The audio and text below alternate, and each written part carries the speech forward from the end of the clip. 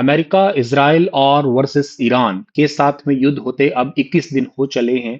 और नाटो से फिलहाल अमेरिकी राष्ट्रपति डोनाल्ड ट्रंप बहुत ज्यादा खफा है। वो बार बार नाटो के लिए कुछ स्टेटमेंट जारी कर रहे हैं और आज तो उन्होंने नाटो के मेंबर कंट्रीज को कायर कह डाला है। कहा है कि ये तो एक कागजी शेर है, कोशिश करते हैं कि हम बहुत अच्छा कर लेंगे, लेकिन ऐसा कुछ नहीं है, अमेरिका के बिना ये कुछ कर ही नहीं पाएंगे। नाटो देश अभी फिलहाल के लिए हमारा साथ दे नहीं रहे हैं। ये कायर की तरह काम कर रहे हैं। अभी रिसेंटली इन्होंने ट्रुथ सोशल मीडिया के ऊपर लिखा है कि नाटो सहयोगी देशों पे नाराजगी है इनकी।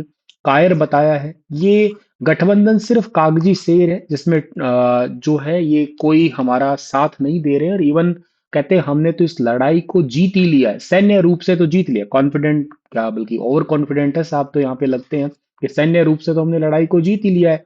न्यूक्लियर ताकत वाले ईरान को हमने रोकने के लिए कोशिश की थी ये। ट्रंप ने कहा है कि हॉर्मुज स्ट्रेट का जिक्र करते हुए कि इसमें खुला रखने के लिए सैन्य मदद देना आसान है, लेकिन सहयोगी देश इसमें बिल्कुल पीछे हट चुके हैं।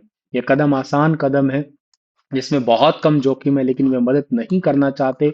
कायर है और हम इसे याद रखेंगे। वो छोटे बच्चे नहीं होते कि हम इसे याद रखूंगा तेरी इस बात को, बस वही बात है, कहते हैं इस बात को हम याद रखेंगे। मैं आपको बता देता हूँ, नॉर्थ अटलांटिक ट्रीटी ऑर्गेनाइजेशन 1949 में बना था। बेल्जियम की कैपिटल ब्रुसेल्स में इसका हेडक्वार्टर है। 32 देश आज इसके मेंबर है।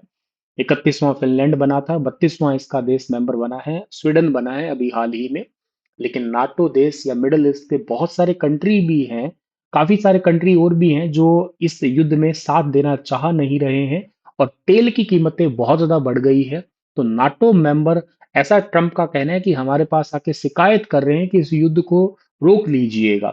जबकि कहते हैं हम इस युद्ध को तो लगभग जीत ही चुके हैं, सैन्य ताकत से तो हम इस युद्ध को जीत ही चुके हैं। अब जीत तो कहाँ चुके हैं, ईरान की शायद इस ताकत का अंदाजा अमेरिका ने कभी लगाया ही नहीं था। इंडिया में इंडस्ट्रियल डीजल के प्राइस है 22 रुपए लीटर तक बढ़ चुके हैं, पेट्रोल भी 2.5 रुपए लीटर तक बढ़ चुका है।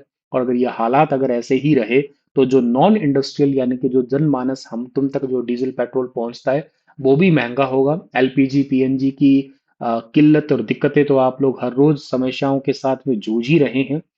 आने वाले समय में और भले ही हमारे पास दो चार जहाज पहुंचे हैं, लेकिन अभी भी 20 के आसपास बल्कि इससे ज्यादा जहाज हॉर्मुज स्ट्रेट में हमारे रुके हुए हैं। भारत जो है खुल के, बहुत ज्यादा खुल के ईरान का समर्थन कर नहीं रहा है। हालांकि हम नॉन अलाइन के तरफ से तो बातें करते हैं, लेकिन ईरान जो है वो हमारा एक दोस्त है, क्योंकि वो हमें जो पेट्रोल